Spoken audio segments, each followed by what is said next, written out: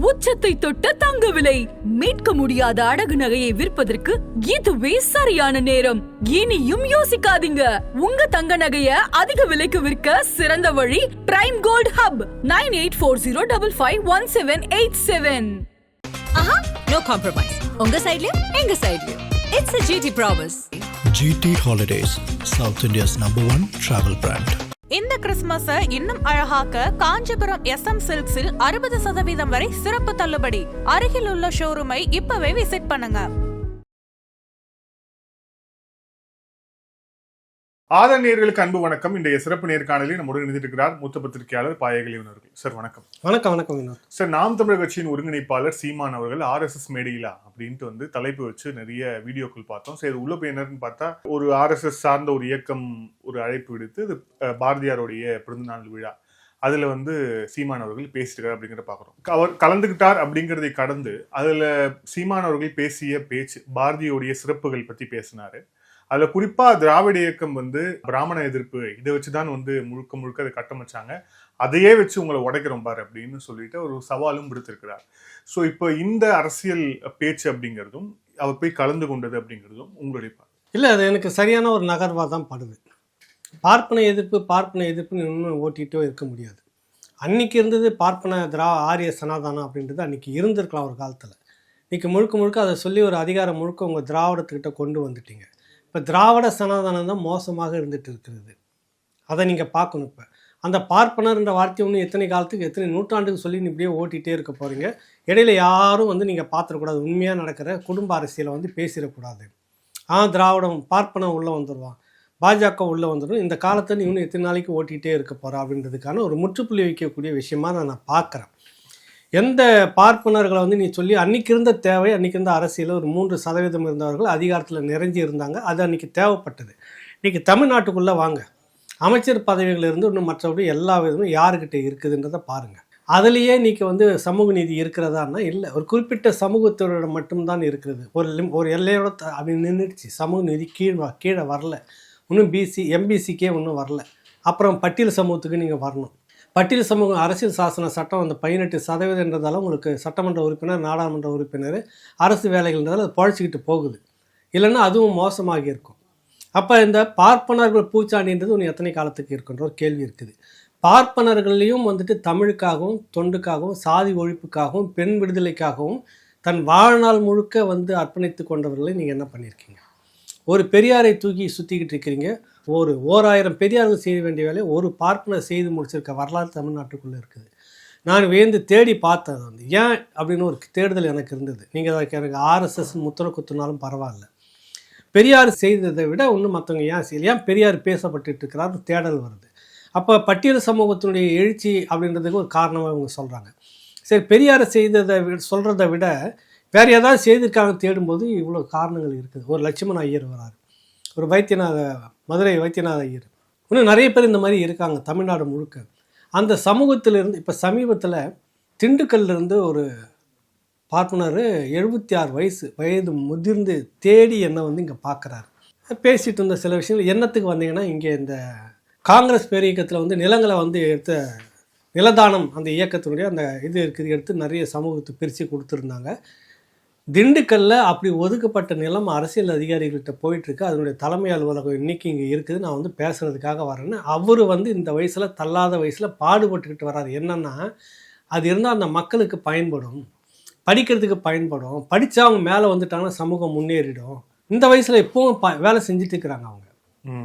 இப்போ இந்த மாதிரி நீங்கள் பெரியாருடைய கட்டமைப்பில் யாராவது வேலை செய்கிறாங்களா சொல்லுங்கள். நேராக போகிறீங்க, ஒடுக்கப்பட்ட மக்கள் மத்தியிலே பெரியார் அம்பேத்கர்னு ஒரு பேரை வச்சுக்கிட்டு படிப்பங்கன்னு ஆரம்பிக்கிறீங்க. சாதியை ஒழிக்கணும் தோழர்னு அங்கே தான் பேசுகிறீங்க. பிற்படுத்தப்பட்ட சமூகத்தில் போய் ஒரு அம்பேத்கருடைய நூலகத்தை திறந்து சாதியை ஒழிக்கணும் தோழர்னு நீங்கள் இது வரைக்கும் எங்கேயாவது சாதிச்சிருக்கீங்களா? எல்லா சேரிகளிலும் போய் தான் இந்த படிப்பகத்தை வைக்கிறீங்க, சிலையை வைக்கிறீங்க, சாதியை ஒழிச்சுன்னு தோழர்ன்றீங்க. ஏன் பிற்படுத்தப்பட்ட சமூகத்தில் போய் அந்த பகுதியில் பெரியார் அம்பேத்கர் படிப்பங்கன்னு வச்சு திருந்த வேண்டியது நீங்கள் தான். நீங்கள் ஒடுக்கப்பட்ட மக்களை ஒரு அன்டச்சபிளாக பார்க்காதீங்க, சாதி தோஷத்தோடு பார்க்காதீங்கன்னா அங்கே எப்போயாவது வகுப்பு எடுத்திருக்கீங்களா சொல்லுங்கள். நீங்கள் இன்றைக்கி இங்கே சென்னையில் இருக்குது பார்த்தீங்கன்னா, இந்த மயிலாப்பூர் பாலம் அடர்த்தியாக ஒடுக்கப்பட்ட மக்கள் இருக்கிற மத்தியில் இருந்து தான் தோழருடைய கட்டமைப்பு அங்கே வச்சுட்டு இருக்கிறாங்க. ஏன்னா உங்களுக்கு போஸ்டர் ஓட்டுறதுக்கும் உங்கள் போராடுறதுக்கும் சிறை போகிறதுக்கும் துணிச்சலாக எல்லாத்தையும் செய்யறதுக்காக அவர் வேணும். அதுக்காக ஒரு கருப்பு சட்டையை மாட்டி உங்களுக்கு பக்கத்தில் வச்சுட்டு இருக்கிறீங்க. இந்த அநீதி எல்லாம் நீங்கள் எத்தனை காலத்துக்கு இப்படியே ஓட்டிகிட்டே இருப்பீங்க. லட்சுமண ஐயர் செய்த கோபிச்செட்டிப்பாளையம் அவர் நிலதானம் பண்ணது இருக்குது இல்லை, அவருக்கு ஆரம்பித்த பள்ளிக்கூடத்துலேருந்து இது வரைக்கும் பல ஆயிரம் பேர் வெளியில் வந்திருப்பாங்க படித்து.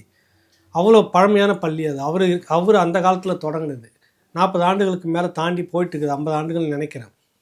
ஐஏஎஸ்லாம் அதுலேருந்து வெளியே வந்திருக்காங்க. ஒரு அட்டவணை பிரிவு மக்களுக்காக ஒரு பார்ப்பனர் தன் வாழ்நாளை அர்ப்பணித்து கொண்டு செய்த வேலை. நீங்கள் அந்த மாதிரி எதனா காட்டுங்க. ஆசிரியர் வீரமணி அந்த மாதிரி எங்கன்னா தியாகம் பண்ணியிருக்கிறாரா? சொல்லுங்கள் நீங்கள். அப்போ தீது எதுன்னு தெரியுதா தமிழ் சமூகத்துக்கு? பெரியார் பல்கலைக்கழகம் அது நீங்கள் பணம் வசூல் பண்ணுறதுக்காக வச்சுக்கிறீங்க. அதெல்லாம் அந்த பட்டியலில் வரவே பெரியார் ட்ரஸ்ட்டு அதெல்லாம் பணம் வசூல் பண்ணுறதுக்கு வாரி குவிக்கிறதுக்கு. சொல்லுங்கள். அந்த பெரியார் பல்கலைக்கழகம் சமூக நீதியை பேசிக்கிட்டு இருக்கிற ஆசிரியர் வீரமணி அவர்கள், இது நான் ஒடுக்கப்பட்ட சமூகத்தை சேர்ந்த ஒருத்தரை நான் தலைமை பொறுப்பு வைப்பேன்னு வச்சுருக்கீங்களா? சொல்லு காட்டுங்க. வேணாம், அது கூட உங்களுக்கு ஆகாது. மைனாரிட்டி பீப்புள் மிகவும் பிற்படுத்தப்பட்ட சமூக பட்டியலில் மைனாரிட்டின்னு இருப்பாங்கல்ல, அதில் ஒருத்தர் தேர்ந்தெடுத்து நீங்கள் அந்த பல்கலைக்கழகத்துக்கு ஒரு முக்கியமான ஒரு பதிவாளராக நீங்கள் போட முடியுமா? போட்டிருக்கீங்களா? நீங்கள் தானேங்க பேசுகிறீங்க. சமூக நீதி நீ தானே பேசிகிட்டு இருந்தீங்க. பார்ப்பனர்கள் இப்படிலாம் செய்துட்டு இருந்தாங்க, மேற்கோள் காட்டிகிட்டு இருந்தீங்களா? நீங்கள் என்ன செய்துட்ருக்கீங்க? இந்த நூற்றாண்டில் இந்த காலகட்டத்திலையும் பொது தொகுதியில் ஒரு பட்டியல் சமூகத்தை நிற்க வைக்க முடியாதுன்னு நான் சொல்லலை. விடுதலை சிறுத்தைகளை ஒருத்தர் பேட்டி கொடுத்தது இன்றைக்கி இருக்குது. கருணாநிதி சொல்லிட்டு போனார், பெரியாரின் கைப்பிடித்து வளர்ந்த புல் அது. புரிதல் உங்களுக்கு? அவருக்கு தான் இப்போ பாரத ரத்னா கேட்டுட்டு இருக்கிறாங்க. இதையெல்லாம் பேசு பொருளாக்கணும். நீங்கள் சும்மா சீமானுக்கிட்டே இருக்கணும். ஆர்எஸ்எஸ் சீமானுக்கு சந்திப்பு அப்படின்னு தொடர்புன்னா அதிக பலனை அனுபவிச்சுட்டுக்குன்னு ஒரு பட்டிமன்றம் வைங்க, பேசுவோம். ஆர்எஸ்எஸ்ட்டு அதிக பலனை அனுபவித்தது திமுகவா சீமானா? பேசுவோம் வாங்க. எந்த அடிப்படையில் நீங்கள் இது ஒரு குற்றச்சாட்டாக வைக்கிறீங்க? அவர் சொன்னார், ஆமாம் சமூகத்தில் ஆர்எஸ்எஸ் சொல்லி தான் பெரியாரை சீமான் திட்டாரு நாங்க அப்ப சொன்னோம். ஆனா அப்ப எல்லாமே விமர்சனம் பண்ணீங்க. இப்ப பாருங்க எல்லாம் சரியாயிடுச்சு பாருங்க.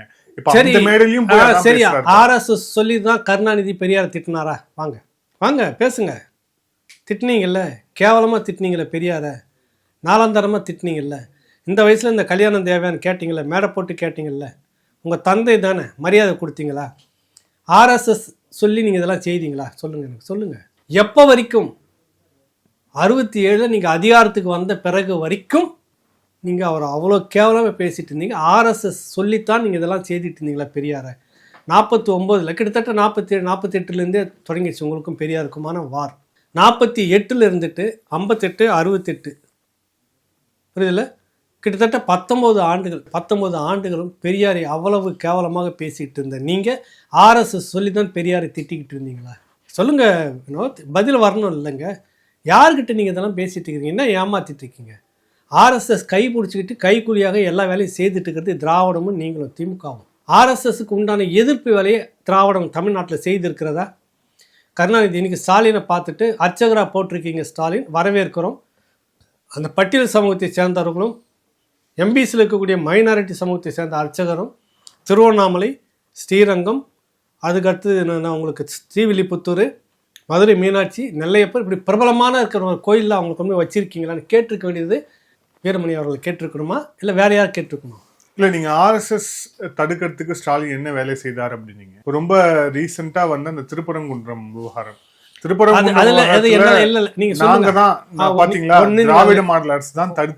ஒண்ணு கிழிக்கவே இல்லை. அதில் நீ டிராமா பண்ண, உங்களுடைய ஊழல் வெளியில வந்துட்டு இருக்குது. அதை மடம் மாத்துறதுக்காக இந்த வேலையை ஒரு வாரமா நீ பேச வச்சுங்க. இத்தனை வருஷமா இல்லாமல் ஏன் இப்போ நடந்தது? அதுக்கு பதில் சொல்லுங்க. ஏன் உங்கள் கட்சியை சேர்ந்த ஒருத்தர் உங்கள் கூட்டணிக்குள்ளே இருக்கிற ஒருத்தர் இந்த இடத்த கொண்டு வச்சுட்டு ஏன் இந்த இதை நீங்கள் தொடங்குனீங்க? 144 போட்ட பிறகும் எப்படி பாஜகவும் கூட்டம் உள்ளே வருது? எப்படி அனுமதிச்சிங்க? இதெல்லாம் பதில் அடிக்கடுக்காக கேட்டிங்கன்னா திமுகவும் பாஜக ஆர்எஸ்எஸும் கை கோத்துட்டு இருக்கிற உறவு அதுக்குள்ளார தெரியும். புரியுதில்ல உங்களுக்கு? நாங்கள் தான் எதிர்க்கிறோம், நாங்கள் தான் எதிர்க்கிறோன்னு ஒரு அண்டர்ஸ்டாண்டிங்கில் ஓடிட்டு இருக்குது. இவர்களுக்கு ஒரு பெரிய பாதிப்பு வருதுன்னா ஆர்எஸ்எஸ் கை கொடுக்கும், ஆர்எஸ்எஸ்க்கு பாதிப்புனா இவங்க தான் போய் கை கொடுத்துட்டு இருக்கிறாங்க. இது ஒரு நிகழ்ச்சி போனார், பேசிட்டு வந்துட்டார். இன்றைக்கி ஒரு கேள்வி கேட்குறாரு, சிவனும் முருகனும் உங்கள் இந்து கடவுளான்னு கேட்குறாரு. பதில் சொல்லுமா ஆர்எஸ்எஸ்? தமிழில் தான் அர்ச்சனை அப்படின்னு சீமான் சொல்லிட்டு இருக்கிறாரு. ஆர்எஸ்எஸ் ஏற்றுக்குமா நாளைக்கு? சரி, சீமான் ஆர்எஸ்எஸ் மேடையில் இருக்கிறாரு. ஆர்எஸ் சொல்லி தான் இதெல்லாம் நடந்துகிட்டு இருக்குது. பெரியார் திட்டார், எல்லாம் கரெக்டு. நீங்கள் தான் ஆர்எஸ்எஸ்க்கு நேர் எதிரானவர்களாச்சு இல்லை? அதிகாரம் உங்ககிட்ட இருக்குல்ல, பவர் உங்ககிட்ட இருக்குல்ல. ஒரு நீதிமன்ற உத்தரவின் பேரில் ஆர்எஸ்எஸ் ஊழல் நடந்துருச்சு அப்படின்னு சொல்லிட்டு நாடகம் மாறுறீங்கல்ல. ஜெயலலிதா இருக்கிறப்போ நீதிமன்றம் இருந்ததில்லை, அம்மையார் இருந்தப்போ சட்டம் இருந்ததில்லை, அப்போவும் அரசு தரப்பு வழக்கறிஞர் இருந்தாங்கல்ல, அப்போவும் ஆர்எஸ்எஸ் பாஜக இருந்ததில்லை. ஏன் நடக்கல? அப்போ எடப்பாடி இருந்தப்போ நடக்கல. உத்தரவு வாங்கின பிற்பாடும் எங்களுடைய சட்ட ஒழுங்கு கடை நான் அனுமதிக்க மாட்டேன்னு இருக்கிட்டாங்களா இல்லையா? ஆனால் நீங்கள் ஊர்வலம் விட்டு நடத்த வச்சுட்டுக்கிறீங்க. அண்டர்ஸ்டாண்டிங் உங்களுக்கும் ஆர்எஸ்எஸுக்குமா, சீமானுக்கும் ஆர்எஸ்எஸுக்குமா? சொல்லுங்கள், இதுக்கெல்லாம் பதில் வரணும். இவ்வளோ கேள்வி இருக்குது. சீமானை வந்து எங்கள் அப்பனுடைய சிலையை திறக்கிறதுக்கு வெங்கையா நாயுடு, ஆர்எஸ்எஸில் ஊறி வளர்ந்த வெங்கையா நாயுடே வேணும் எங்களுக்கு ஜனாதிபதினு சீமான் எங்கள் அப்பா சிலையை திறக்கிறது கூட்டின்னு வந்தாரா? சொல்லுங்கள். ஏன் உங்களுக்கு காங்கிரஸில் இருந்துட்டு சோனியா காந்தி சொக்கத்தங்கமாக தெரிஞ்சாங்களா? பதவியில் இருந்த வரைக்கும் அவங்கள வச்சு திறந்தால் உங்களுக்கு ஆகாதா? மௌனமாக சிரிக்காதீங்க வினோத், பதில் சொல்லுங்கள் எனக்கு. சொல்லுங்கள், ஆகாதா? சீமானை வந்து அவங்க அப்பா பேரில் நாணயம் வெளியிடுறதுக்காக வேண்டி எங்களுக்கு அதே ஆர்எஸ்எஸில் ஊர்ன ஆர்எஸ்எஸ்லேருந்து வளர்ந்த பாஜகவில் அமைச்சராக்கூடிய ராஜ்நாத் சிங்கே தான் வேணும்னு அவர் கூட்டின்னு வந்து நிகழ்ச்சி நடத்தினாரா? கேட்டால் மத்திய அரசு நிர்வாகத்தில் இருக்கிற நாங்கள் கூப்பிட்றோம். ஏன் புறக்கணிச்சிட்டு போ, உனக்கு தான் கொள்கை ரீதியாக ஆகாதில்ல பாஜக. அப்புறம் நான் பாஜக மந்திரி மட்டும் வேணும் உங்களுக்கு, சாப்பாடு வேணாம் ஊறுகாய் மட்டும் தொட்டுக்கிற அந்த மாதிரி இருக்குது இல்லை? நீங்கள் எப்படி இது எனக்கு புரியலையே உங்களுக்கு. உனக்கு அவங்க நேர் எதிர் இல்லை, ஆகாதில்லை உங்களுக்கு. உங்களுடைய தந்தை எப்படி வந்து ஒரு திராவிட கொள்கையில் ஊறிட்டு இருந்தார் வரல, அவர் ஏன் ஆர்எஸ்எஸ் வச்சு நிகழ்ச்சி நடத்திட்டு இருக்கிறேன்? சொல்லுங்கள், பதில் சொல்லுங்கள். கேட்டால் திருப்பரங்குன்றத்தை நாங்கள் தான், இது ட்ராமா, முழுக்க ட்ராமா. சரி, அதை சாதிச்சிங்கல்ல. அர்ச்சகர் நாளைக்கு நடத்துங்க, ஒன்றுமே வேணாம், தமிழில் மட்டுமே அர்ச்சனை, பிற மொழியிலும் அர்ச்சனை செய்யப்படும் போர்டை வைங்க முதல்ல. இதை நீங்கள் சாதிச்சிட்டிங்கன்னா சீமான் நாளைக்கு ஃபெயிலியர். ஆர்எஸ்எஸ் நீங்கள் 100க்கு 100 எதிர்ப்பது உண்மை. எத்தனை வருஷத்துக்கு வழக்கு போட்டுன்னு ஏமாற்றிட்டு இருப்பீங்க? அரை நூற்றாண்டு உங்ககிட்ட தான் இருக்குது அதிகாரம். ஆளுங்கட்சியாகவும் எதிர்கட்சியாகவும் நீங்கள் தான் இருந்துக்கிட்டு இருக்கீங்க. ஏன் தமிழில் அர்ச்சனைன்னு எல்லா கோயிலும் இன்றைக்கி செய்ய முடியல? சேகர் பாபு வந்துட்டு ஆர்எஸ்எஸ்க்கு எல்லா வேலையும் பார்க்குற மாதிரி தானே உட்காந்துட்டு இருக்கிறாரு. கோமாடம் எங்கே திறந்தாங்க முதல்ல உங்களுக்கு? நார்த்தில் அவ்வளோ இந்துத்துவா வெறியாக இருக்க சொல்ல பாஜக மாநிலங்களே இல்லை, தமிழ்நாட்டில் நீங்கள்லாம் திறந்தீங்க. கோமியம் முடிச்சுன்னு பின்னாடி சுற்றுனது யார்? நான் அந்த அம்மையாரை பற்றிலாம் பேசலை. கேட்டால் அது அவங்க தனிப்பட்ட வளவன் குடும்பத்துக்குள்ளே கொள்கையை வள, அப்புறம் நீ ஊருக்கு கொண்டு கொள்கையை பேசு, புரியுதில்ல?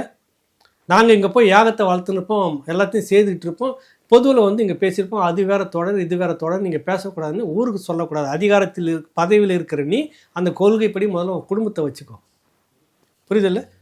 என்ன மறைமுகமாக எல்லாம் அவ்வளோ மோசமாக ஒரு காவி மாநிலம் எப்படி இருக்குதோ அந்த அளவுக்கு இங்கே இருக்குது. அவ்வளவும் நடக்கிறது இந்துத்துவாவில். ஒரு இதுலேயும் வித்தியாசம் இல்லை. நீங்கள் எப்படி ஆர்எஸ்எஸை வந்து எதிர்க்கிறீங்க சொல்லுங்கள் எனக்கு. ஒரு நிகழ்ச்சியில் பேசிட்டாரு, முடிஞ்சு போச்சு, அவ்வளோதான். இன்னைக்கு சொன்ன 2 கருத்துக்கே பதில் இல்லை ஆர்எஸ்எஸ் கிட்டேருந்து. அவர் ஆர்எஸ்எஸ் சொல்லித்தான் பெரியாரை திட்டுக்கிறாருன்றதுக்கு ஏற்கனவே சொல்லிட்டேன். நீங்கள் 18-19 வருஷமாக பெரியாரை கழுவி கேவலமாக ஊற்றிக்கிட்டு இருந்ததுலாம் ஆர்எஸ் சொல்லி தான் கருணாநிதி திட்டிக்கிட்டு இருந்தாரா? நீங்கள் திட்டிகிட்டு இருந்தீங்களா? சொல்லுங்கள். அப்புறம்னா இது அதாவது நீங்கள் என்னென்னா, நீங்கள் செய்கிற எல்லா 420 வேலையும் மூடி மறைச்சிருவீங்க. உங்கள் அரசியலுக்கு எதனா ஒன்று நடந்தால் இதை மட்டும் பேசிக்கிட்டு இருப்பீங்க. இதான் உங்கள் நோக்கம். இதான நோக்கம். நான் இப்போ இவ்வளோ பட்டியல் சொல்லிக்கிறேன். ஆர்எஸ்எஸுக்கும் உங்களுக்குமான உறவு சொல்லிட்டு இருக்கிறேன். கரெக்டாக? எங்கேயாவது நீங்கள் எதிர்த்து இருக்கிறீங்களா? குஜராத் கலவரத்தை எடுத்துக்கோங்க. ஆர்எஸ்எஸ்க்கு அனுசரணையாக தான் நீங்கள் இருந்தீங்க, எதனா பேசுனீங்களா? பிறகு ஒரு சமூக சேவை நிறுவனம் தான், அதுவும் தொண்டு நிறுவனம் தான் அப்படின்னு சொன்னீங்களா இல்லையா? அவன் கூட்டணி கட்சியில் இருக்கிறவரே ஆர்எஸ்எஸ் செயல்பாடு மாதிரி நம்மக்கிட்டே இருக்கணும்னு பேசியிருக்கிறாரா இல்லையா? எங்கே நீங்கள் எதிர்த்து போராடினீங்க? பாஜக ஆர்எஸ்எஸ்ஸை யாரை ஏமாற்றிட்டு இருக்கீங்க? ஒரு நிகழ்ச்சியில் கலந்துக்கிட்டார், முடிஞ்சிருச்சு. உடனே அவர் கொள்கையை பிடிச்சி போய்கிட்டே இருப்பார். சரி, அவர் தான் பாஜக இந்துத்துவ ஆர்எஸ்எஸ் வாதி. ஓகே, நாங்கள் தமிழில் நாளிலிருந்து அர்ச்சனை, எல்லா கோயில்களும் தமிழில் தான் அர்ச்சனை, தேவைப்பட்டால் நீங்கள் கேட்டிங்கன்னா சான்ஸ்கிரிட்டிலும் பிற மொழியிலும் அர்ச்சனை அப்படின்னு போட்டு வச்சுருங்க. நாளைக்கு சீமான் தோற்றுருவார்ல, நீங்கள் ஜெயிச்சிருவீங்கல்ல. உங்களை யார் தடுக்கிறாங்க? அதிகாரம் உங்கள்கிட்ட இருக்குல்ல, கோயில் உங்கள்கிட்ட தானே இருக்குது. கோர்ட்டுக்கு போவாங்க, என் கொள்கை முடிவுன்னு சொல்லிட்டு போ. தமிழ்நாடு அரசு சட்டமன்றத்தில் நிறைவேற்றப்படுகிற கொள்கை முடிவில் தலையிட முடியாதுன்னு பல தீர்ப்புகள் இருக்குது இல்லை? ஏன் செய்ய தயங்குறீங்க? ஆர்எஸ்எஸ்க்கு அப்போ வால் பிடிக்கிறதும் கை பிடிக்கிறது யார்? ஆர்எஸ்எஸ் தோலில் வச்சுட்டு ஊர் சுற்றிட்டு வர்றது யார்? மாநில அரசுக்குடைய அதிகாரம்னு இருக்குது இல்லை உங்களுக்கு? பல விஷயங்களில் வந்து இருக்குதுல்ல. நீங்களும் மாநில உரிமைன்னு பேசியிருக்கீங்கல்ல. இதில் பேச மாநில உரிமை, என் தமிழ்நாடு, என் தமிழ் மொழி, என் மூத்த மொழி, என் இனம் எனக்குன்னு இருக்குது, என் கோயில்கள் என்கிட்ட தான் இருந்தது, எனக்குன்னு எல்லா கலாச்சாரமும் இருந்தது, உலகம் முழுக்க இதுக்கான ஆய்வுகள் எல்லாம் இருக்குது, இங்கே தமிழ் மட்டுமே தான் அர்ச்சனை, பிற மொழியிலும் அர்ச்சனை செய்யப்படும்னு ஒரு இதை போட்டுட்டு நீங்கள் போட்டு நீதிமன்றம் என்ன பண்ணும்? அது அரசனுடைய கொள்கை முடிவில் என்னுடைய கொள்கை முடிவுன்னு சொல்லலாம். ஏன் இழுக்கிற கோர்ட்டில் எதுக்கத்தாலும் அப்பன மாதிரியே கோர்ட்டுக்கு போய் இழுத்து விட்டுட்டு அப்படியே ட்ராமா ஆடிட்டு போயிட்டே இருக்கிறது? சொல்லுங்கள். நான் சொன்ன அந்த 6 பிரதான கோயில்களில் ஒரு பட்டியல் சமூகத்தையும் ஒரு மைனாரிட்டி எம்பிசியை சேர்ந்த ஒரு அர்ச்சகரும் சுழற்சி முறையில் விடுங்க. வச்சுருக்கீங்களா? கேட்டால் நாங்களும் அர்ச்சகர் ஆக்கி விட்டோம். அதுக்கு ஆர்எஸ்எஸ்ஸே பரவாயில்லையே, நீங்கள் அதை விட மோசமாக இருக்கீங்களா? அதுக்காக தான் சொல்ல வேண்டியது. எந்த பார்ப்பனியத்தை வைத்து நீங்கள் எதிர்த்து அரசியல் தமிழ்நாட்டில் செய்தீங்களோ அதே பார்ப்பனியை வச்சு உன் தலையில் கடப்பாரியை இறக்குறேன் அப்படின்னு சொன்னால் 100க்கு 100 உண்மை. இல்லை, இப்போ அடுத்த சர்ச்சையாக இன்னொன்று வந்திருக்கு. குறிப்பாக முக்தார் என்ற அந்த நபர் பெருந்தலைவர் காமராஜர் தொடர்பாக பேசிய அந்த பேச்சு அப்படிங்கிறது, காமராஜர் காலத்தில் தான் கள்ள நோட்டு அடித்தாங்க, காமராஜர் காலத்தில் தான் இதெல்லாம் நடந்தது அப்படின்ட்டு மிக மிக அவதூறாக பேசியிருக்கக்கூடிய அந்த பதிவு அப்படிங்கிறது சர்ச்சையாக இருக்குது ஒரு பக்கம். இதை ஒரு ஐசோலேட்டட் இன்சிடெண்ட்டாக எடுத்துக்கணுமா, இல்லை காமராஜர் தொடர்பாக தொடர்ச்சியாக அவதூறுகள் வந்துக்கிட்டே இருக்கு, அதோட தொடர்ச்சியாக எடுத்து? இல்லை, இது திட்டமிட்டு பண்ணுறது எதேச்சியாக நடந்ததாக நம்ம சொல்ல முடியாது. குறிப்பிட்டு நீங்கள் சொல்லக்கூடிய அந்த நபர் முக்தார் அரசுக்கு அணுக்கமாக இருக்கக்கூடியவர் அப்படின்னு நல்லாவே தெரியும். அரசுடைய போலீஸ் பாதுகாப்போட, அதுவும் அரசு போலீஸ் பாதுகாப்போட வேறு. ஆனால் அவர் தியாகியாக வந்திருக்கிறார், சுதந்திர போராட்ட தியாகியாக வந்திருக்கிறார். அதனால் அவர் கட்டாயம் கொடுத்து தான் ஆகணும், கொடுத்துருக்காங்க. அனுசரில் இருக்கக்கூடிய ஒரு நபர் இப்படி பேசணுன்னு திமுக கூட இருக்கிற காங்கிரஸும் திமுகவும் கொதிச்சிருக்கணுமா இல்லையா? கூட்டணி குறைக்கிறதுக்கு பார்க்குறாங்க, அந்த கோபம் வந்திருக்கணுமா இல்லையா? காங்கிரஸுக்கு வேணாம், அது சொர்ணம் இல்லாமல் இருக்குது. காமராஜரை பற்றி உங்கள் தந்தையார் பல சந்தர்ப்பங்களை பெருமையாக பேசிட்டு போயிருக்கிறார். நீங்கள் இன்றைக்கி ஒரு சாதி தலைவராக கொண்டு போய் சுருக்கி வச்சுட்டு இருக்கிற இந்த பெருந்தலைவர் தான் தமிழ்நாட்டினுடைய பேசிக் கட்டமைப்புன்றப்ப அவரை போய் நீங்கள் கொச்சப்படுத்தி இந்த அளவுக்கு கேவலப்படுத்துகிற ஒரு நபரை எப்படி நீங்கள் அனுபவிச்சுட்டு இருக்கிறீங்க? எப்படி அவர் கூட அணுக்கமாக இருந்துட்டு இருக்கிறீங்க? சொல்லுங்கள். ஒரு பக்கம் காமராஜரை கொச்சப்படுத்திக்கிட்டு காங்கிரஸை வெளியேற்றணும்னு திட்டமா திமுகவுக்கு?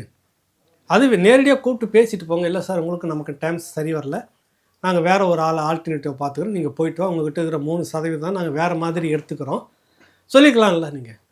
அதுக்கு இப்படி ஒரு பெருந்தலைவரை கொச்சப்படுத்தி காங்கிரஸை அப்போ கூட காங்கிரஸ் கோவப்படலை, புரியுதில்ல? இந்நேரம் கொதித்து எழுந்திருக்கணுமா இல்லையா? குறிப்பிட்ட சமூகம் மட்டும்தான், ஒரு சாதிக்கு மட்டும்தான் தலைவராக வரேன்.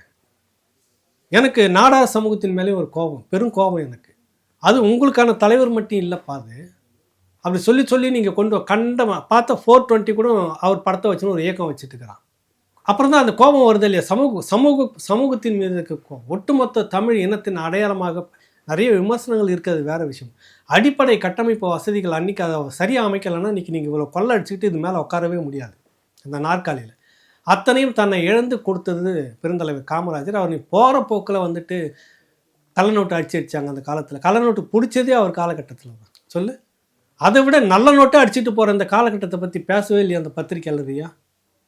ஒரு பத்திரிகையாளர் ஏன் நேரு அடிச்சுக்கிறது 1020 கோடி 2வது முறையாக பட்டியல் போட்டிருக்குது இடி. முதல்ல 888 கோடி. அது அந்த நல்ல நோட்டை அடிச்சுன்னு போனதுக்கு யாருன்னு பேசவே இல்லை.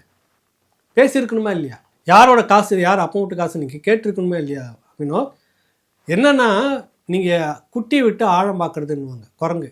அந்த மாதிரி இவர்கள் மூலமாக இதை பேச வச்சுன்னா ரியாக்ஷன் வருதுன்னு பார்க்குறது. இது முழுக்க திமுக வருகின்ற தேர்தலில் நல்ல ரோஷமுள்ள சமூக, அது நாடார் சமூகத்தை மட்டும் சொல்லவே மாட்டேன், நான் அந்த சமூகத்தை சேர்ந்தவங்க. ஆனால் எனக்கு அந்த கோபம் இருக்குது. பெருந்தலைவர் காமராஜர் அவர்களை எல்லா சமூகத்திலும் இன்றைக்கி ஒரு அரை நூற்றாண்டை கடந்து மேலே இருக்கிறவங்க பார்த்தீங்கன்னா அவர் போட்ட அந்த பள்ளி பிச்சையில் இருந்து தான் படிச்சுட்டு மேலே வந்தது எல்லாமே. புரியுதில்ல உங்களுக்கு? அத்தனை சமூகத்தில் இருக்கிறவனு இதுக்காக வெளியில் எழுந்து காரி துப்புன்னு கேள்வி கேட்கணும். ஆனால் வழக்கு போட்டிருக்காங்க, வழக்கு எல்லாம் கொடுத்துருக்காங்க, புகார் கொடுத்துருக்காங்க. தமிழ் தேசியத்தின் மேலே ஒருத்தன் புகார் இல்லைன்னா கூட கேட்டு வாங்கிட்டு எல்லாம் ஓடுறீங்க. உங்களுக்கு ஆகாத நபர் புகார் கொடுத்துட்டாங்க, நடக்கவே இல்லை, நடந்ததாக ஒரு புகார் கொடுத்ததானா கூட கதவை உடச்சிட்டு உள்ளே போய் கைது பண்ணி கொண்டுட்டு போகிறீங்க பத்திரிக்கையாளரை. அது சரி தவறுன்றதுக்கு அப்பால் சவுக்கு சங்கருடைய கதவை உடச்சிட்டு உள்ளே போகிற அந்த இது இருக்குல்ல, அது ஒரு அநீதியான அராஜகமான கைதுன்னு பார்க்குறோம்ல. அங்கெல்லாம் அவ்வளோ பாயிற அந்த வேகம் ஏன் இங்கே வரல உங்களுக்கு? காமராஜர்னா அப்போ அவ்வளோ கேவலமாக பார்க்குறது அந்த திமுக அரசு இல்லை? அதான் இல்லை, உங்க கருணாநிதி என்ன தொடர்ச்சியா சொல்லுங்க. ஃபர்ஸ்ட் திருச்சி சிவா பேசுறாரு, ஏசி இல்லாம இருக்க முடியாது, அவர் ஏசி போட்டு கொடுத்ததே கருணாநிதி தான் அப்படின்னு திருச்சி சிவா பேசினாரு. அதுக்கு முன்னாடி அவங்க திமுகவுடைய மாணவர் அணி தலைவராகக்கூடிய ராஜீவ்காந்தி, காமராஜர் ஒன்றும் அவங்க சொந்த காசுலலாம் ஒன்றும் ஓப்பன் பண்ணல பள்ளி. இப்போ சொந்த காசுல தான் ஸ்டாலின் அவங்க குடும்பம் அங்கேருந்து மஞ்சப்பை நிறைய ரயில் எடுத்துட்டு வந்தாங்களோ, ரயில் முழுக்க பணமாக அந்த சொந்த பணத்தில் தான் தமிழ்நாட்டுக்குள்ள எல்லாமே மகளிருக்கான காசு என்ன. அப்புறம் அந்த ப்ரௌன் கலர் மகளிருக்கான பஸ் எல்லாம் கருணாநிதிக்கு வந்தார்ல ட்ரெயினில், அந்த ட்ரெயின் முழுக்க அவர் பணம் அவங்க அப்பா சொத்தெல்லாம் விற்று நோட்டாக அடுக்கி எடுத்துகிட்டு வந்து இறக்கி அதை செலவு பண்ணிட்டு இருக்கிறாரு. தெரியாதா உங்களுக்கு? கருணாநிதி சொந்த பணங்க அது. அவங்க ஊரில் அவங்க வந்துட்டு புரியுதில்ல, அவங்க இருந்த குடும்பம் அந்த பண்ணையார் குடும்பத்தோடு சேர்ந்து இருந்தாங்க. அங்கேருந்து வந்த சொத்து அது எல்லாமே ஒரு ரயில் முழுக்க எடுத்துன்னா அதில் இடம் இல்லாமல் தான் ஒரு பாத்ரூமில் உட்காந்துட்டு வந்தாங்கன்னு சொல்கிறாங்க. எனக்கு தெரியாது, நான் அது இல்லை, எனக்கு தெரியாது. ஆக ஏதோ ஒன்று டிக்கெட் இல்லாமல் வந்தீங்க, அது குறிப்பிட்ட ட்ரெயின் வரைக்கும், அது குறிப்பிட்ட இடம் வரைக்கும் தான். அப்புறம் ஒருத்தர் பார்த்து டிக்கெட் எடுத்து கொடுத்தாரு, டிக்கெட் எடுத்துன்னு தான் வந்தார் அப்படின்லாம் சொல்கிறாங்க. ஈரோட்டுக்கு நடந்தது அது. ஆக ஏதோ ஒன்று அந்த ட்ரெயினில் தான் முழுக்க பணமாக வச்சுருந்து அவர் கொட்டி கொண்டு வந்து இங்கே தமிழ்நாட்டுக்குள்ளே வச்சுருந்து எடுத்து கொடுக்குறாரு. அவங்க அப்பா மட்டும் பணம். அது மட்டும் காமராஜர் செய்தது அவங்க அப்பா மட்டும் பணம் இல்லைல்ல, எல்லா மக்களோட வரி பணம் தான், மக்களுக்கான பணம் தான். நீ 10 லட்சம் கோடியை வந்து நீ வாங்கி வச்சிருக்கிற. ஏற்கனவே இதை பற்றி பேசியிருக்கிறேன். இந்த அதிகாரத்துக்கு வரதுக்கு முன்னாடி 21க்கு முன்னாடி உனக்கு எனக்குமான கடன் 2.25 லட்சம் ஒரு தலைக்கு. இன்றைக்கி வந்து 4.5 லட்சம் 5 லட்சத்துக்குள்ளே வந்து நிற்குது. மொத்தமாக உங்களுக்கு 2021 அதுக்கு முன்னாடி தமிழ்நாட்டுடைய மொத்த கடனே 3 லட்சம் கோடி. இன்றைக்கி 10 லட்சம் கோடி கிட்ட வந்திருக்கு. இந்த பணம்லாம் எங்கடா போச்சுன்னா இன்ன வரைக்கும் பதிலே இல்லை, வாயே இல்லை. சீமான் இங்கே ஓடுறான் பொடி, சீமான் அங்கே ஓடுறான் பொடி, இந்த ஆர்எஸ்எஸ் பாஜக கதையை சொல்லி ஓட்டிகிட்டு இருக்கிற. வாங்கின கடனுக்கு நீ பதில் சொல்ல மாட்டேங்கிற இன்ன வரைக்கும். இந்த கடனுக்கு எல்லாம் யார் வரி கட்டணும் சொல்லுங்கள்? கேட்குறீங்களா? அவர் வந்துட்டு காமராஜர் விட்டு பணத்தை கொண்டு வந்துட்டு பண்ணாரான்னு, உங்கள் அப்பா விட்டு பணத்தை கொண்டு வந்து வச்சுட்டு பண்ணிட்டு இருந்தீங்க நீங்கள் இன்ன வரைக்கும். இன்றைக்கி போடுற ஸ்கீம்லாம் எங்களுக்கான ஸ்கீமில் இருக்கிற பணத்தை எடுத்து நீங்கள் கலர் டிவி கொடுத்துட்டு போயிருக்கிறீங்கன்னு பட்டியல் சமூகத்து தலைவர்கள் பேசுகிறாங்க. மக்களும் எல்லாத்துலேயும் பார்த்தோன்னா ஒரு ஆதாயம் இருக்கும். கருணாநிதி இலவச டிவி ஐயோ கொடுத்துட்டா அது சூப்பராக எல்லோரும் பண்ணாங்க. என்னென்னா நீங்கள் அப்போ கேபிள் போட்டாகணும். கேபிள் அன்றைக்கி யாருக்கிட்ட இருந்தது? உன் குடும்பத்துக்கிட்ட தான் இருந்துச்சு, உன் மருமகன் குடும்பத்துக்கிட்ட இருந்துச்சு. அப்போ நீ இங்கே டிவியை கொடுத்து விட்டு மாதம் ஒயர் போட்டு எங்ககிட்ட இருந்து காசை உருவிக்கிட்டு இருந்த பல கோடி அப்படியே கொட்டும் பணம் உள்ளார. இந்த மாதிரி கொள்ளடிச்ச கும்பல் நீங்கள் வந்து சொல்கிறீங்க. காமராஜரை பற்றி ஒருத்தர் பேசிக்க அவன் மேலே இன்ன வரைக்கும் நடவடிக்கையே எடுக்கலை. ஏதோ ஒரு மெத்தனத்தில் உட்காந்துக்கிட்டா நீங்களே எப்படிப்பட்ட ஒரு மனிதர்கள் சொல்லுங்கள்? நீங்கள் ஏன் இன்ன வரைக்கும் கைது பண்ணலை சொல்லுங்கள்? ஏன் பண்ணலை? இங்கே ஒருத்தர் வீட்டை கதவை உடைச்சிட்டு உள்ளே போகிறீங்கல்ல, ஒருவேளை கருத்து சுதந்திரம் பார்க்குறாங்களோ என்ன? அப்புறம் இந்த கருத்து சுதந்திரம் ஏன் இங்கே வரமாட்டேருக்குது சொல்லுங்கள்? சவுக்கு சங்கர் வீட்டை உடைச்சிங்கல்ல, அங்கே ஏன் வரமாட்டேங்குது? தமிழ் தேசிய தளத்தில் 4-5 பேரை கூட்டு போயிட்டு உடனே அவங்களும் கருத்து சுதந்திரமாக தானே எழுதுகிறாங்க. கண்ணை கட்டிட்டு நைட்டு முழுக்க அடித்து சித்திரவதை பண்ணி நிர்வாணப்படுத்தி அசிங்கப்படுத்தி கைது பண்ணி சிறையில் போட்டிங்களே, ஏன் போட்டிங்க சொல்லுங்கள்? அந்த வேகமும் அந்த இதுவும் இங்கே வரணுமா இல்லையா? நல்ல காமராஜரை நேசிக்கக்கூடிய சக மனிதன் யாராக இருந்தாலும், அது நாடார் சமூகம்னு சொல்ல வேணும். அது இப்போ சூடு இருக்குதா சொர்ணம் இருக்குதா ஒரு பிரிவு அதிலேயே போயிடுச்சு. அது கொஞ்சம் மட்டும் தான் கேட்டுக்கிறான். மற்றவங்களாம் சீட்டு வேணும் நோட்டு வேணுன்றதுக்காக விட்டுட்டுக்கிறான். எப்படிப்பட்ட ஒரு மாமனிதர், அதுக்கு இந்நேரம் எப்படி வந்திருக்கணும் ஒரு எதிர்ப்பு சொல்லுங்கள்? தொடக்கூட முடியல அந்த மனிதனை, போலீஸ் பாதுகாப்போட வச்சுங்குது. காமராஜரை கேவலப்படுத்தி கள்ள நோட்டு அடிக்கிறதுக்கு துணையாக இருந்தார். வேறு என்னென்னலாம் பேசிகிட்டு இருந்தார். ஆனால் என்ன கட்டணும், ஆனால் உடஞ்சி போகிற அணையை கட்டினார். அதிலே ஊழல் முறைகேடுன்னு வந்தது. வரலாறு தெரியுமா உங்களுக்கு? தடுப்பு அணைக்குமே வித்தியாசம் தெரியல. திமுக இருக்கிற ஒரு கோஷ்டி பத்திரிகையாளன்னு சொல்கிறான், இந்தியாவிலே அதிகமாக அணையை கட்டினது லூசு, அது தடுப்பு அணைடா, அணைன்றது வேற. நீலாம் பத்திரிகையாளரா? அதிலே 4ஆம் தரமான ஊழல் முறைகேடு. இப்போ பேஞ்ச மழையில் அடிச்சிட்டு போச்சு ஒரு பாலமே, ஊரே சிரிச்சுது. உங்கள் லட்சணம் அப்படி இருக்குது. நீ வந்து காமராஜர் பெருந்தலைவரை பற்றி இவ்வளோ தூரம் கேவலமாக பேசிட்டு ஒன்று உட்காந்துட்டு இருக்கிறீங்க. கைது அங்கே பண்ண முடியல. இது எப்படிப்பட்ட அரசு இது சொல்லுங்கள்? இதுக்காக தான் இந்த 4ஆம் தர வேலைக்கு தான் நீங்கள் வந்து பாஜக கிட்ட வந்து பாரத ரத்னா விருது வேணும்னு கேட்குறீங்களா கருணாநிதிக்கு?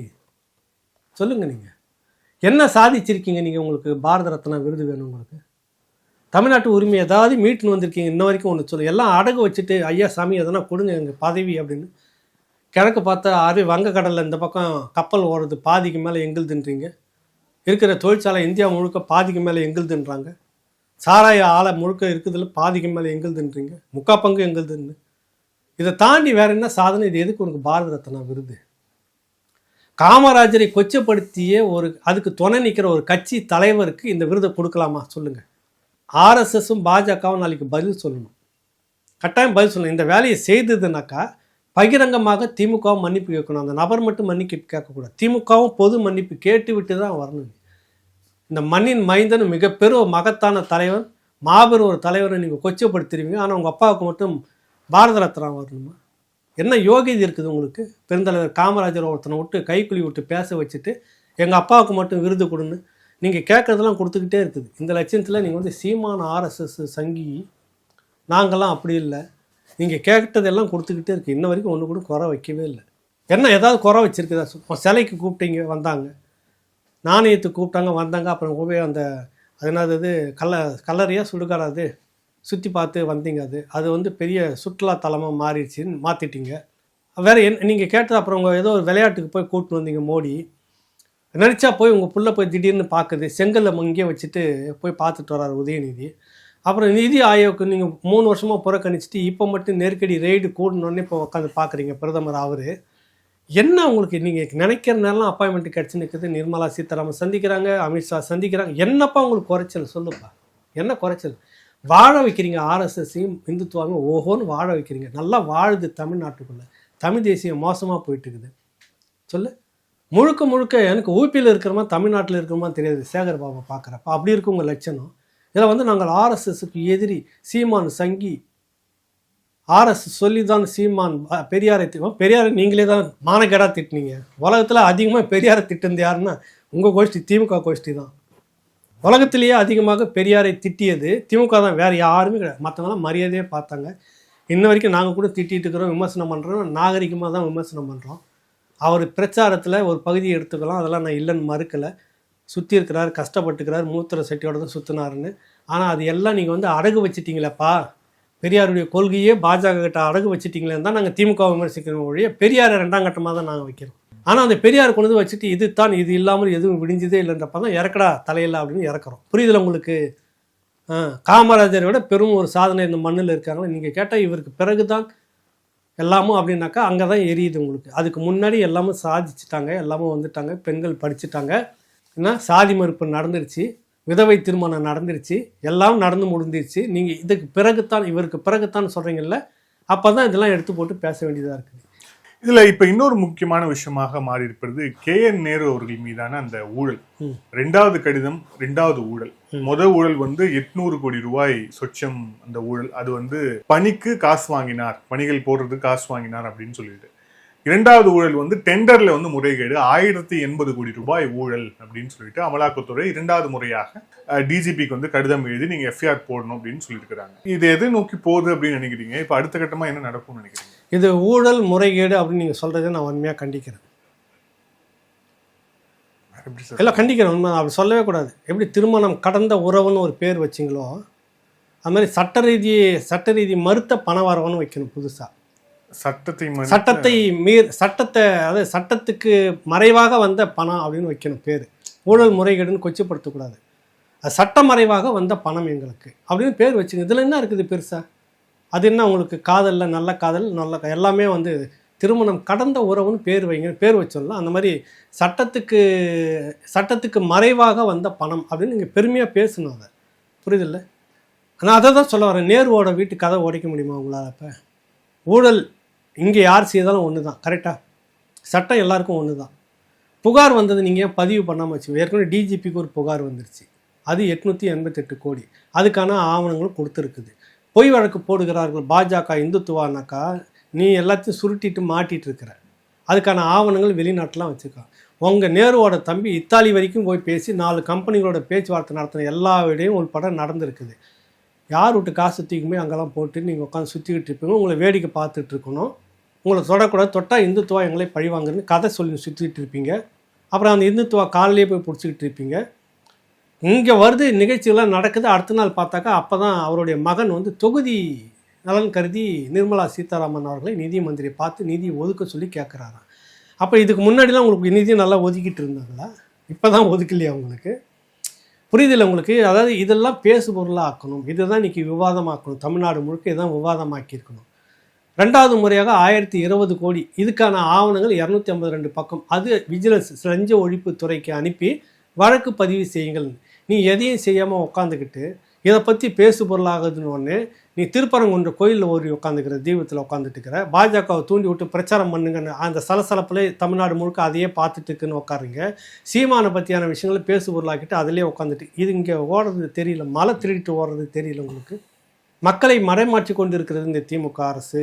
இதை பற்றி பேசணும்னாக்கா அதுக்கு ஒரு வழக்கு. புரியுதுல உங்களுக்கு? இவர்கள் இப்படித்தான் அப்படின்றது காலங்காலமாக நிறைய வரலாறுலாம் இருக்குது. என்ன இவங்களுக்கு ஒரு முடிவு வந்துருச்சு. 2026க்கு பிறகு நாம் இருக்க போகிறதில்ல. கிடைச்ச வரைக்கும் இப்போ சுருட்டிக்கிட்டோம். வழக்கு என்ன வழக்கு வரப்போகுது, அப்புறமா காசு கொடுத்து சரி பண்ணிடும், காலில் வந்து சரி பண்ணிடும். அது நடக்காது தான். நான் இன்னைக்கு நேற்று நாங்கள் காலில் விழாமல் இருக்கிறோம். புரியல, நேருவின் மகளே வருகின்றதுலேருந்தே வருது வரலாறு எங்களுக்கு. நாங்கள் இன்றைக்கி நேற்று புதுசாக உழப்போம், ஏற்கனவே விழுந்தவங்க தானே, திரும்ப வந்து சரி பண்ணிப்போம், முடிஞ்சு போச்சு, அடித்ததில் கொஞ்சம் கொடுத்தா சரியாக போகுது அப்படின்னு. பாரதிய ஜனதா கட்சி 2027 தேர்தலில் தமிழ்நாடு மக்கள்கிட்ட நீங்கள் முகம் கொடுக்கணும். ஞாபகத்தை வச்சுக்கோங்க. நீங்கள் தான் இவ்வளவு வழக்கம் போட்டுக்கிட்டு வரீங்க. நீங்கள் தான் செந்தில் பாலாஜி மேலே போட்டு இந்த வழக்கு ஒன்று நிலுவையில் இருக்குது. பொன்முடி வழக்கு இப்படி இருக்குது. துரைமுருகன் வழக்கு பணம் கொடுத்த வழக்கு இப்படி இருக்குது. ஏற்கனவே 11 கோடி ரூபாய் அங்கேருந்து எடுத்த வழக்கு இதெல்லாம் நீங்கள் தான் பண்ணியிருக்கீங்க. ஆனால் ஒருவர் மீது கூட நடவடிக்கை இல்லை. நாங்கள் யோக்கியமானவர்கள், எங்களுக்கு வாக்களிங்கன்னு நீங்கள் மக்கள் மத்தியில் வந்தீங்கன்னு வச்சுக்கோங்க, பாஜகவுக்கும் இதே புறக்கணிப்பு கட்டாயம் நடக்கும். இந்த கேள்வி நடக்கும் பாஜக மேலே. என்ன உங்களுக்கு அவங்களுக்கு என்ன அண்டர்ஸ்டாண்டிங்? திமுகவுக்கும் அவங்களுக்கும் ஏற்கனவே கூட்டணி கட்சியில் இருக்கக்கூடிய ஒரு தலைவர் தான் பேசினார். திமுகவுக்கும் பாஜகவுக்கும் ஒரு மறைமுகமான அண்டர்ஸ்டாண்டிங் இருக்குது போல இருக்குது, நாங்கள் நினைக்க வேண்டியதாக இருக்குது. பேசினாரா இல்லையா? ஒருத்தர் பேசினாரா இல்லையா? அப்போ நீ இவ்வளவும் நீங்கள் இருந்துக்கிட்டு வந்து இந்த நேருவோட விஷயம் இவ்வளோ பெரிய விஷயம் இருக்குது, இது இல்லை நீ நடந்திருக்கும். நீ ஒரு யோக்கியமான அரசாக இருந்தால் இதெல்லாம் உண்மையிலே நம்ம கட்சி நபராக இருந்தாலும் ஒரு விசாரணைக்கு உட்படுத்தணும். இது மக்களோட வரி பணம் திருடி இருந்ததுனாக்கா இதை வந்து விட்டுவிடக்கூடாதுன்னு ஒரு சமூக அக்கறை உனக்கு இருக்கணும். அவரை ஒரு வழக்கு போட்டு விசாரிங்க. ஏன்னா நாளைக்கே எல்லா ஃபைலும் கொண்டு போய் நேரு அங்கே கொடுத்துருவார்ன்ற பயம் உங்களுக்கு இருக்குது இல்லை? குடும்பத்துக்கிட்ட இருக்குதா? அதனால தான் வழக்கு பதிவு செய்யாமல் 2 முறையும் வந்துடுச்சு. ஒன்று டிஜிபிக்கு ஒரு முறை கடிதம் வந்திருக்குது, அது 888 கோடி, இது வந்து 1020 கோடி. 2 முறையும் நீ மௌனமாக இருக்கிறது காரணம் நேருவை கண்டு உங்களுக்கு பயமா? சொல்லுங்கள், பயம் இருக்குதா? ஒரு வேலை நம்ம பண்ணிட்டோம்னா அவர் பழி வாங்குற விதமாக நம்மளை பற்றி விஷயங்கள்லாம் போட்டு கொடுத்துருவாரோன்ற பயம் இருக்குதா இல்லையா? இருக்குது தானே உங்களுக்கு. அதனால தான் பதிவு பண்ணாமல் இழுத்துட்டு இருக்கிறீங்களா? நேர்மையான அரசுனா என் மேலே இல்லைப்பா, மடியில் கனம் இல்லை, வழியில் எனக்கு பயம் இல்லை, வா வழக்கை பதிவு பண்ணுறேன், விசாரிச்சுட்டு போ. ஆனால் உன்னை சும்மா விட மாட்டேன். வீணாக பழி நாளைக்கு நிரூபணம் ஆச்சுன்னா உன்னை நான் தொலைச்சிடும்னு சொல்லிட்டு நீ வழக்கு போடு, நாளைக்கு எழுத்து பேசு, அரசியலாக்கு. நீ வழக்கு போடுறதுக்கே பயந்துக்கிட்டு உட்காந்துங்கிறீங்கன்னா என்ன பயம்? நேருவை கண்டு பயம், ஈடியை கண்டு பயம் இல்லை. அங்கே ஏற்கனவே அண்டர்ஸ்டாண்டிங்கில் தான் இருக்கிறாங்க. நீ பதிவு செய்தீங்கன்னாக்கா உங்கள் குடும்பத்துடைய மொத்த விவகாரமும் அங்கே போயிடுன்ற ஒரு பயம் உனக்கு இருக்குது. வேறு ஏதாவது பண்ணிவிடாரோ நேருன்ற பயம் இருக்குது. அதனால் அவரை கண்டு உங்களுக்கு பயம். மக்களுக்கு அந்த பயம் இருக்கக்கூடாது. ஊடகத்துக்கு பயம் இருக்குது. இதெல்லாம் பேசணும், இதெல்லாம் பேசிகிட்டு இருக்கணும். நீங்கள் இதெல்லாம் பேசாதீங்க, நீங்கள் சீமான் விஷயத்தை பேசுங்க. புரியுதில்ல? உங்களுக்கு பேக்கேஜ் நியூஸ் வேறு எதுனா வேணும்னா நாங்கள் பண்ணுறோம். இதுதான் இன்றைக்கி ஒரு பெரிய சீர்கேடாக போயிட்டுருக்குது. இந்த லட்சணத்தில் வந்து இவர்கள் வந்து நாங்கள் நேர்மையான ஆட்சியை கொடுக்குறோம். சமீப காலத்தில் மட்டும் அடுக்கடுக்காக அறப்போர் இயக்கம்னு இருக்குதுல்ல, எக்கச்சக்கமான ஊழல் முறைகேடுகளை கொண்டு வந்துகிட்டே இருக்குது. ஒன்று எதை தொட்டாலும் 1000 கோடி 2000 கோடி எல்லா துறையிலுமே இது வரைக்கும் வந்து பட்டியலில் வச்சதே நிறைய 1 டசனுக்கு மேலே வந்துடுச்சு. இதற்கு மேலேயே நாங்கள் ஊழலற்ற ஆட்சின்னு நீங்கள் எப்படி வெளியில் போய் சொல்லிட்டு இருக்க முடியும்? இந்த ஆட்சி அதிகாரத்துக்கு வந்தவொன்னு ஒரு விஷயம் ஃப்ளாஷ் ஆச்சு, ஞாபகம் இருக்கா உங்களுக்கு? 800 அனல் மின் நிலையத்தில் வந்துட்டு ஒரு 2000 கோடி நிலக்கரி ஊழல், சில 1000 கோடி நிலக்கரி கணக்கிலே காணும். அப்புறம் இல்லை வரும்போது தண்ணி அடித்து எடுத்துகிட்டு வருவாங்க, அது வெயிலில் காய்ஞ்சிட்டோடனே அந்த இடம்லாம் குறைஞ்சி போச்சுன்னு கதெல்லாம் விட்டாங்கல்ல. 2000 கோடி ஊழலை கண்டுபிடிப்போன்னு சொன்ன வரைக்கும் ஏன் இன்ன வரைக்கும் கண்டுபிடிக்கல? ஏன்னா நீங்களும் அந்த மாதிரி ஊழல் செய்யணும். நமக்கு முன்னாடி ஒரு நல்ல வழியை கண்டுபிடிச்சிட்டு போயிருக்கிறான், அதை நம்ம நடவடிக்கை எடுத்துட்டோம்னாக்கா நாளைக்கு நம்ம மேலே இந்த மாதிரி நடவடிக்கை வரும் இல்லை? எத்தனை ஊழல் நீங்கள் வந்ததுலேருந்து இதெல்லாம் பேசுபொருளாக்கணும். சட்டம் ஒழுங்கு மிக மோசமாக, இந்தியாவிலே அதிகமான கொலை கொள்ளை சட்டத்துக்கு புறமான விஷயம் அத்தனை தமிழ்நாட்டில் தலை தூக்கி இருக்குது, மேலே தலை தூக்கி இருக்குது. சமீபத்தில் வந்துட்டு அட்டவணை பிரிவுக்கு எதிராகவும் இந்தியாவிலே அதிகமாக நடக்கக்கூடிய தமிழ்நாடுன்னு கூட்டணி கட்சியில் இருக்கக்கூடிய நாடாளுமன்ற உறுப்பினர் MP ரவி கட்டுரையை எழுதி போட்டிருந்தார்.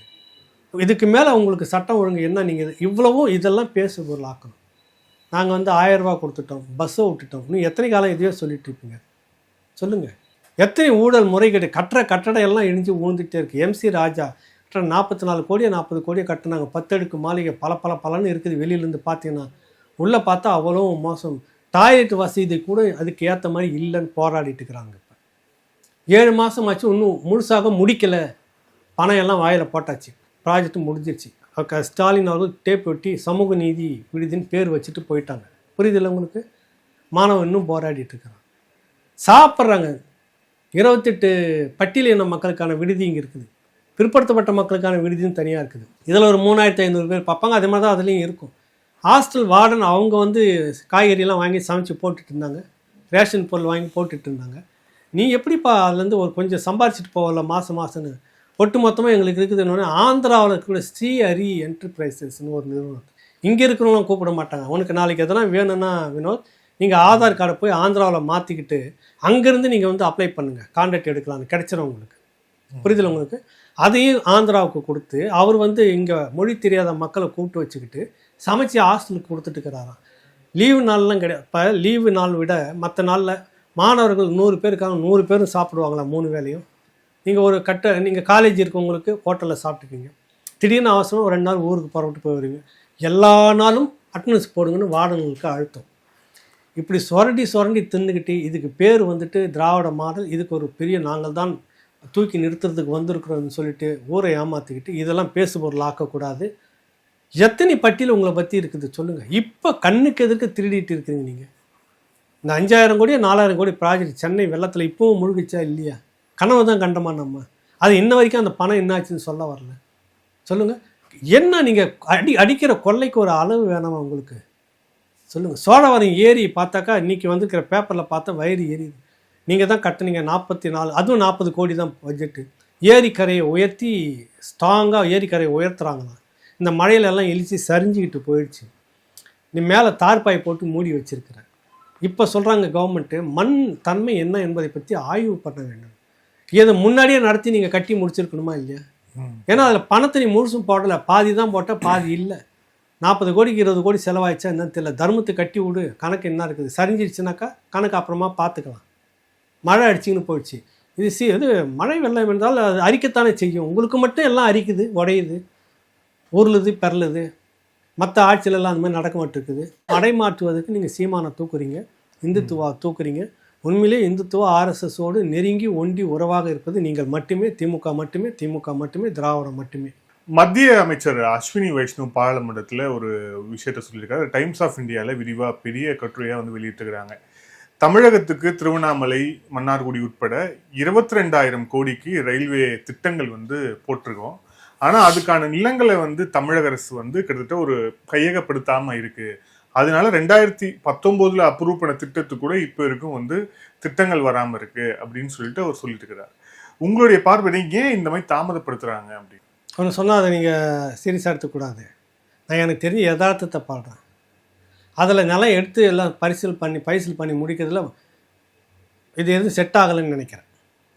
எனக்கு தெரிஞ்ச உண்மை அதுதான். கமிஷன் எதுவும் சரியாக அதில் செட் ஆகலை போல இருக்குது. அது முடிஞ்சதுன்னா விறுவிறுன்னு நடந்திருக்கும். இல்லை முடிஞ்சால் அதுவும் ஒரு சாதனை, அதுவும் மக்கள் நம்ம எனக்கு அது எனக்கு மக்களும் சாதனையாக பிரச்சனை எனக்கு அந்த மாதிரியா இருக்கும். நீங்கள் என்ன வினோத் ஒன்று எந்த உலகத்தில் இருக்கிறீங்க? எங்களுக்கு மக்களும் சாதனையமாக இருந்ததுன்னா திருவண்ணாமலையில் திருவண்ணாமலையே எங்களுதுன்னு நான் வச்சுருக்க மாட்டேனே. புரியுதில்லை உங்களுக்கு? திருவண்ணாமலையே எங்கள் தான் இருக்குது வினோத். இப்போ அந்த மாதிரி நான் வளர்ந்துருக்க முடியாது. மக்களுக்கு, தமிழ்நாட்டு மக்களுக்கு நலன், தமிழ்நாட்டு மக்களுக்கு சாதனை, தமிழ்நாட்டுக்கு சாதனைன்னு நினச்சிருந்தேன். நான் செட் ஆகலை. அதுதான். வேறு என்ன நோக்கமாக இருக்குன்னு நீங்கள் நினைக்கிறீங்க? என்ன சொல்லலாம்? நான் தான் சும்மா சொல்கிறேன், வேணும்னு சொல்கிறேன் இந்த அரசு. வேறு என்ன காரணமாக இருக்கும்? உங்களால் உண்மையிலேயே முடியாதா? இல்லை சொல்லுங்கள், உண்மையிலேயே முடியலையா உங்களால்? ரயில்வே எல்லாத்துக்கும் தான் நீங்கள் எவ்வளோ மோசமாக மக்களை முடுக்கி எவ்வளோ சாலைகளை போட்டிருக்குன்னு எல்லா இடத்துலையும் பார்த்துருக்குறோன்னு. அப்புறம் இந்த மட்டும் ஏன் உங்களால் முடியாது இருக்குது? கமிஷன் அங்கே பேரம் படியலைன்னு நினைக்கிறேன். ரயில்வே துறை போட்டுச்சு, அதை கான்ட்ராக்ட் எடுத்திருப்பான்ல, அந்த கான்ட்ராக்டர் இவங்களுக்கு ஒன்றும் கை கொடுக்கல. கை கொடுத்து முடிச்சாங்கன்னா அந்த பட்ஜெட் அந்த இது விரைவாக முடியும் உங்களுக்கு. இல்லை சார், இப்போ தேர்தல் வர இருக்கு, திட்டம் முடிஞ்சிச்சு அப்படின்னா இதை வந்து திருவண்ணாமலை மக்கள்கிட்ட பாருங்க, எங்கள் ஆட்சியில் நாங்கள் தான் நிலம் ஒதுக்கி கொடுத்தோம், உங்களுக்கு ரயில்வே இல்லை அதெல்லாம் சொன்னாங்கன்னா ஓட்டு போட மாட்டாங்க வினோத். நீ புரியுதில்ல? காசு நாங்கள் 1000 ரூபா கொடுத்துட்டு கவரில் போட்டு வேறு எதனா அது இதுன்னு கவனித்து விட்டுட்டுனா ஓட்டு போட்டுருவாங்க. எனக்கு அது இல்லை பிரச்சனையா. என்ன நீங்கள் எந்த உலகத்தில் இருக்கீங்க? உங்களுக்கு நாங்கள் இதை கொண்டு வந்தோம், அதை கொண்டு வந்தோம், இதை செய்துன்னு எப்பயாவது சொல்லி ஓட்டு கேட்டிருக்காங்களா? காசு கொடுத்து ஓட்டு கேட்டிருக்காங்களா திமுக? சொல்லுங்கள் நீங்கள் சொல்லுங்கள். இப்போ அறிவுள்ளவங்களாக இருந்தாங்கனாக்கா நாங்கள் இதெல்லாம் திட்டத்தை உங்களுக்கு கொண்டு வந்தோம்னு சொல்லி ஓட்டு கேட்கணுமா இல்லையா? சாதிச்சிருந்தா காசு ஏன் எடுத்துக்கிட்டு போகிறேன்? நான் உனக்கு செய்திருக்கிறத ஓட்டு போடலாம் நிற்கணுமா இல்லையா? காசு கொடுத்துருக்கீங்க இல்லை? ஆக இது வந்து அவங்க வந்து கான்ட்ராக்ட் எடுத்தும் கை கொடுக்கல. கை கொடுத்தாங்கன்னா இந்த ஸ்கீம் முடிஞ்சிடும். இதை சொல்லி ஓட்டு கேட்கணுன்னு அவங்களுக்கு அவசியம் இல்லை. நோட்டை சொல்லி ஓட்டு கேட்கணுன்னு அவங்களுக்கு அவசியம் இருக்குது. அதனால் இதை தள்ளி போடுறாங்க. அதான் விஷயம்.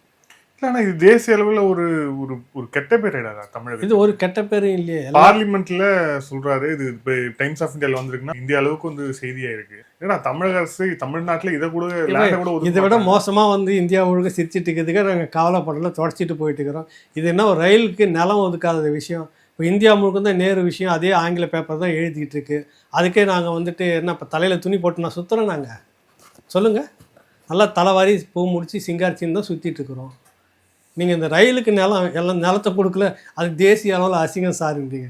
அசிங்கத்தை வச்சு கவலைப்பட்ட கட்சியை நடத்த முடியாது வினோத், புரியுதில்ல? கமிஷன் மட்டுமே தான் அங்கே பிரச்சனையாக இருக்குது. அதுதான் நோக்கம். அது நன்றி சார். தொலைகள் thank you sir. வணக்கம்.